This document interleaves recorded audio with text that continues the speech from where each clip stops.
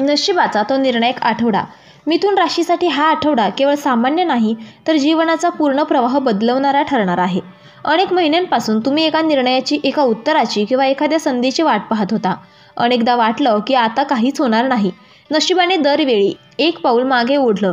पण आता ग्रहस्थिती अशा अवस्थेत आली आहे की एक फोन कॉल, एक ईमेल, एक बातमी या 3 गोष्टींपैकी एक तुमचं संपूर्ण आयुष्य उलथवून टाकू शकते. शुक्र, बुध आणि गुरु ग्रहांचा अनुकूल संयोग होत असल्यामुळे भाग्याचे दरवाजे उघडण्याचा काळ सुरू झाला आहे. मिथुन राशीचा अधिपती बुध या काळात संवाद, बातम्या आणि संपर्कामधून नशिबाचे दार उघडतो. म्हणूनच एक फोन कॉल हा शब्द येथे योगायोग नाही, तो तुमच्या भवितव्याचा संदेश घेऊन येणार आहे. नंबर 1 आहे नशिबाचा दरवाजा उघडणार. नियतीच्या नकाशातील ठरलेला क्षण. या आठवड्यात तुम्हाला येणारा एक फोन कॉल हा फक्त संवाद नसेल, तो नियतीच्या नकाशावर आधीच लिहिलेला संदेश असेल. अनेक दिवसांपासून तुम्ही ज्याची वाट पाहत होतात ती संधी, तो माणूस किंवा ती कंपनी अचानक तुमच्याशी संपर्क साधेल. बुध तुमचा अधिपती ग्रह असल्यामुळे तो नेहमी संवादातून परिवर्तन घडवतो. हा कॉल एखाद्या जुनी ओळखीतून, जुन्या संस्थेतून किंवा अगदी परदेशातूनही येऊ शकतो.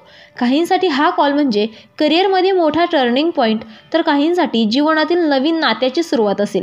विशेष म्हणजे हा कॉल येतो तेव्हा तुम्हाला आतून एक दैवी शांती आणि खात्री जाणवेल की हेच ते. नंबर 2 आहे एका बातमीमुळे सगळं बदलणार. जुने दरवाजे बंद आणि नवे दरवाजे उघडणार. या आठवड्यात काही मिथुन राशीच्या लोकांना एखाद्या माध्यमातून, ईमेल्सद्वारे किंवा ओळखीच्या व्यक्तीकडून एक बातमी मिळेल. ती बातमी इतकी प्रभावशाली असेल की तुमचा संपूर्ण दृष्टिकोन बदलून जाईल. उदाहरणार्थ, एखादी जुनी अडकलेली फाईल्स मंजूर होणे, स्पर्धा परीक्षेचा निकाल लागणे किंवा एखाद्या प्रोजेक्टला हिरवा कंदील मिळणे.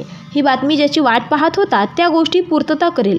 गुरु ग्रह बुधाशी शुभदृष्टी ठेवत असल्यामुळे दीर्घ प्रतीक्षेनंतरचा विजय हा या काळाचा मुख्य विषय आहे. नंबर 3 आहे आर्थिक क्षेत्रात मोठी उलथापालथ. थकलेल्या प्रयत्नांना मिळणार योग्य फळ. आर्थिक दृष्टिकोनातून हा आठवडा पुनरुज्जीवनाचा काळ आहे.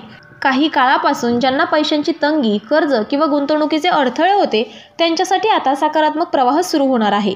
गुरु आणि शुक्र यांचा संयोग धनभावाला बळकटी देतो.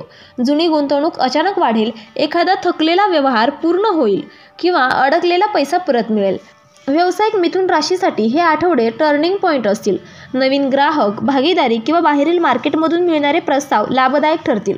नंबर 4 आहे जुने तणाव मिटणार आणि नवे नातं जुळणार. भावनिक पुनर्जन्माचा काळ. शुक्र आणि चंद्र एकत्र आल्याने प्रेम, संवाद आणि सुसंवाद या तिन्ही गोष्टींमध्ये गोडवा येईल. मागील काही काळात ज्याच्याशी दुरावा आला होता त्याच व्यक्तीकडून आता संपर्क येऊ शकतो. हा संपर्क फक्त भावनिक नसेल तर तो तुमच्या आत्मविश्वासालाही नवसंजीवनी देईल. काहींसाठी हा काळ प्रेम संबंध पुन्हा सुरू होण्याचा तर काहींसाठी नव्या आत्मीयतेचा शोध घेण्याचा असेल.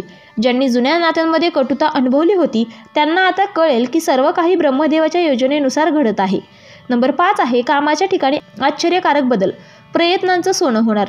कर्मभावातील गुरु आणि बुध यांच्या संयोगामुळे कामाच्या ठिकाणी अचानक घडामोडी होतील.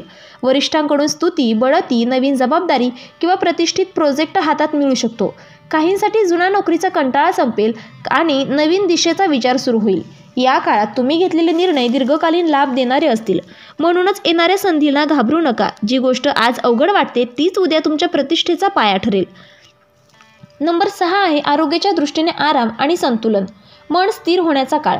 गेल्या काही आठवड्यांपासून मानसिक थकवा, निद्रानाश किंवा डोकेदुखीमुळे तुम्ही अस्वस्थ होता. आता चंद्राची स्थिती स्थिर होत असल्याने मन शांत होईल. नव्या बातम्या, सकारात्मक संपर्क आणि वातावरणातील आशावाद यामुळे शरीरही हलकं वाटेल.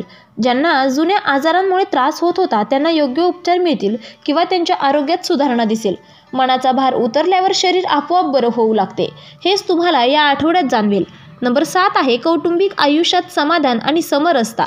घरात आनंदाची लहर. या काळात घरात एखादी आनंदाची बातमी येईल. ती मुलांच्या यशाशी, भावंडाच्या करिअरशी किंवा घरातील आर्थिक स्थैर्याशी संबंधित असेल. पूर्वी झालेल्या गैरसमजांना या आठवड्यात पूर्णविराम मिळेल. एखाद्या वयोवृद्ध व्यक्तीकडून मिळणारे आशीर्वाद तुमच्यासाठी अमूल्य ठरतील. तुमचं व्यक्तिमत्व आता कुटुंबात निर्णायक आणि समजूतदार म्हणून उभं राहील. तुमच्या सल्ल्याने घरातले निर्णय घेतले जातील. हा तुमच्या प्रगल्भतेचा काळ आहे. नंबर 8 आहे भाग्याच्या रेषा पुन्हा लिहिल्या जाणार. जुन्या अडथळ्यांवर विजय. मिथुन राशीसाठी हा काळ म्हणजे नशिबाचा पुनर्लेखनाचा काळ आहे. बुध आणि गुरु यांच्या शुभदृष्टीने तुम्ही आत्तापर्यंत गाठू न शकलेली गोष्ट आता सहजतेने साध्य करू शकता. जर तुम्ही दीर्घकाळ प्रयत्न करत असूनही यश मिळत नव्हते तर या आठवड्यात तुमच्या मार्गावर अडथळे हटतील. नोकरी, परीक्षा, स्पर्धा किंवा व्यवसाय प्रत्येक क्षेत्रात तुमचं नशीब तुमच्या बाजूने फिरत आहे. हेच ते दिवस आहेत जे तुमच्या भविष्यातील दशक ठरतील. नंबर 9 आहे अचानक प्रवासाचे योग, नियतीने ठरवलेला बदल. या आठवड्यात अचानक प्रवासाचे योग निर्माण होऊ शकतात. तो प्रवास कामासाठी, लग्नासाठी, नातेसंबंधासाठी किंवा एखाद्या निमंत्रणासाठी असू शकतो. पण लक्षात ठेवा, हा प्रवास केवळ स्थळ बदल नव्हे, तो जीवन बदलाचा संदेश घेऊन येईल. या प्रवासात तुम्हाला भेटणारी व्यक्ती, घडणारा प्रसंग किंवा मिळणारा निर्णय भविष्यातील मोठ्या बदलाचा पाया ठरेल. म्हणून प्रवासाची प्रत्येक क्षण सावध आणि जागरूकतेने अनुभवा. ब्रह्मदेव कदाचित त्यातून तुम्हाला नवीन मार्ग दाखवतील. नंबर 10 आहे दैवी संकेत आणि ब्रह्मदेवाची कृपा, नियतीचा खरा अर्थ उलगडणार. या आठवड्यात काही योगायोग इतके नेमकेपणे घडतील की तुम्हाला जाणवेल हे सर्व आधीच ठरलेलं होतं. ज्यावेळी तुम्ही निराश होता त्याच वेळी एखादी बातमी येईल. ज्यावेळी तुम्ही हार मानण्याचा विचार करता त्याच क्षणी एखादं उत्तर मिळेल. हे सर्व दैवी वेळेचे संकेत आहेत. ब्रह्मदेव आता तुमचं कर्म फळवून देणार आहेत. स्वप्नांमधील संदेश, अंकाचे पुनरावर्तन किंवा कोणीतरी अनोळखी व्यक्तीकडून मिळणारा सल्ला, हे सर्व ब्रह्मदेवाचे माध्यम असतील. तो क्षण अगदी जवळ आहे. मिथुन राशीसाठी हा आठवडा म्हणजे जीवनातील नवा अध्याय सुरू होण्याचा काळ आहे. ज्याची तुम्ही वाट पाहत होता ती व्यक्ती, ती बातमी, ती संधी आता जवळ आली आहे.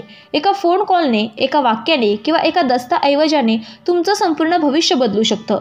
ग्रहांची स्थिती सांगते की ही उलथापालथ सकारात्मक असेल, कारण तुम्ही जे काही सहन केले त्याचं बक्षीस आता मिळणार आहे. फक्त संयम, विश्वास आणि जागरूकता ठेवा. काही क्षण शांत राहा आणि ब्रह्मदेवाचा संकेत ऐका. तुमचं भविष्य बदलणार आहे आणि ते तुम्हाला थांबवणार नाही. तर मित्रांनो, व्हिडिओ आवडला असेल तर व्हिडिओला लाईक करा, चॅनलला सबस्क्राईब करा आणि आजचा व्हिडिओ शेवटपर्यंत पाहिल्याबद्दल धन्यवाद. श्री स्वामी समर्थ.